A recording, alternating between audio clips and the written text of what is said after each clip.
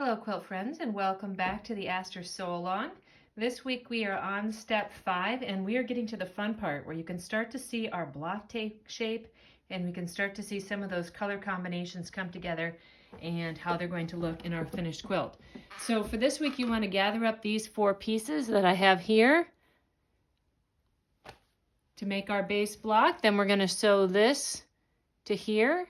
And in the next video, I will show you a little hint for getting those intersections lined up. And then we're going to sew these two together. And then lastly, we're going to sew this seam across here. So the pressing instructions are for you to press this way and this way on this piece. And I'll say that again, this way on this piece. Then this seam right here, I will give a little video tutorial on how that pressing is done there. So go ahead and gather up your pieces and let's get ready to sew this block together. Okay, we are ready to sew these 2 pieces together right here. I'm going to lay them right sides together. I'm going to line up that top part of the block. I'm sewing off of a bunny tail just to keep my machine from puckering up or eating any of those edges. Then I'm going to line up the bottom here, and this is the intersection right here that's just a little bit tricky. And if you've been sewing accurately, hopefully you'd just be able to sew with your 1/4 inch seam and it would nicely match. But I usually like to peek and I fold this back about 1/4 inch. And if I can tell that it looks pretty lined up, I go ahead and sew it. If I think it looks like it's going to be off, then I would make some adjustments to that. Or I might pin if I think it looks like it's going to be off too much. And I'll show you the pinning technique that I use on this block right here.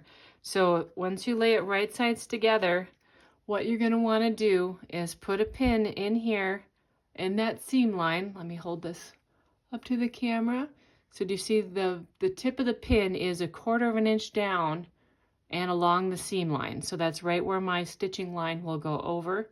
And then I'm going to do the same thing on this diagonal. I'm putting the pin, see if I can hold that so you can see it. I'm putting the tip of the pin right there. So it's where the 1/4 inch seam allowance would intersect that diagonal line. Then you're going to push those seams together with the pin in there. And I leave this as my poker pin. And I stick another pin right in front. About 1/8 inch of fabric is what I'm grabbing there. Just a tiny little bit of fabric so there isn't room to move, and this poker pin is loose. So then I get it in the machine and get ready to sew. Let's get that poker pin. All right, sorry about that, my video got cut off. So we are ready to sew this intersection. My poker pin is loose and I'm going to sew down towards that, holding this poker pin kind of back and out of the way.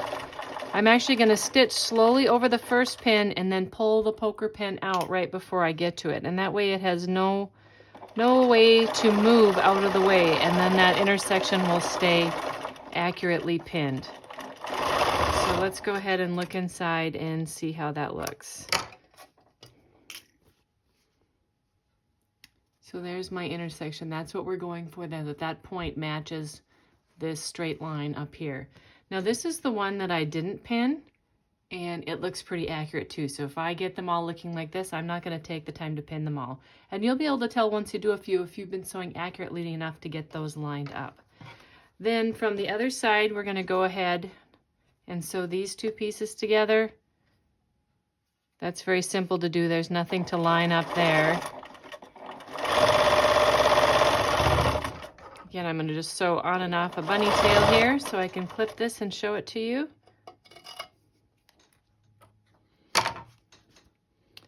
And then I've got my 2 pieces here ready to sew. So I'm going to go to the ironing board and press those first, and then we're going to come back and we'll sew this intersection right here.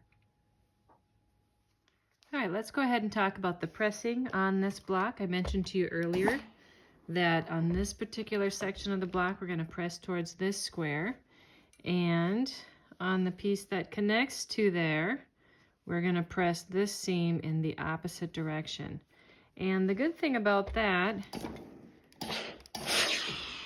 is that from this back side, we're going to be able to see right where that point is when we sew our sashing to this block here. So that preserves that nicely.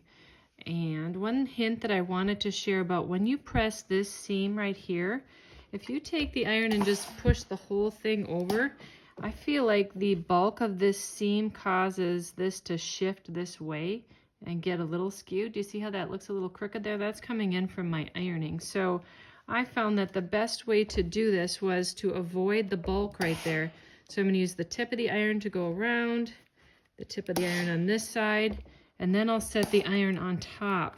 And then that gives me a little bit straighter line right there. I know that's a nitpicky detail, but if you notice that the bulk of your seam is causing some of your seam lines to get skewed, kind of as the iron catches on the bulk, you can always do that method that I just showed you where you sort of avoid the bulk and go over it in that way that it doesn't cause that to happen. Now I've also gone ahead and sewn together a few of these blocks, and I'll explain to you the ironing on this last seam. So you have a couple options. You know, a lot of times you think about ironing away from the bulk or in the direction of the dark fabric so that you don't see through your background. In this case, we have bulk going in a few different directions, and this is dark enough that you can't see through, so I don't worry about that. But when it comes to the bulk and preserving the points, if I press this direction, then this point out here, I am able to see from the backside when I sew the sashing together, kind of like I talked about here. And I feel like that's more noticeable than this point over here, which you end up folding against. So if this point is off a little bit when you sew together, it's not nearly going to be as noticeable as this point, which is floating in the cream. That contrast makes it really show up. So I want to make sure that I can see that one because that one is the most critical. The other option you can do is press that seam open, and then you can disperse some of that bulk. And for doing that, I like to use one of these pressing bars. When you have one of these bars, all you have to do is get it started, and then the iron will open that seam for you very quickly, just like that. And then I always do one more press with the block laid flat. And you can see a little bit of shot of steam on there will make that block lay nice and flat. So you can pick from those two methods, either open or going this direction. So that's it for our block today. You can go ahead and make 4 of each of those in each color combination. So one thing I wanted to talk to you about that you can look forward to next week, and because I had a good light today here in the studio, I took all those blocks that we made today and I laid them out kind of in the arrangement that I think I want them to go. Now I used the photo that I took from, you know, early on. I think it was our first lesson where I kind of placed the fabrics where I wanted them. And when I laid the quilt out, it kind of spoke to me in a little different way, and I had to rearrange just a couple of them.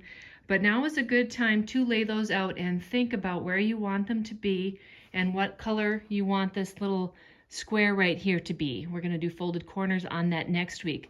So by laying it out this week, then you have some time to think about it and, you know, come in the room from different angles and on different days and in different lighting, and just make sure that the blocks are exactly where you want them to be for your final layout.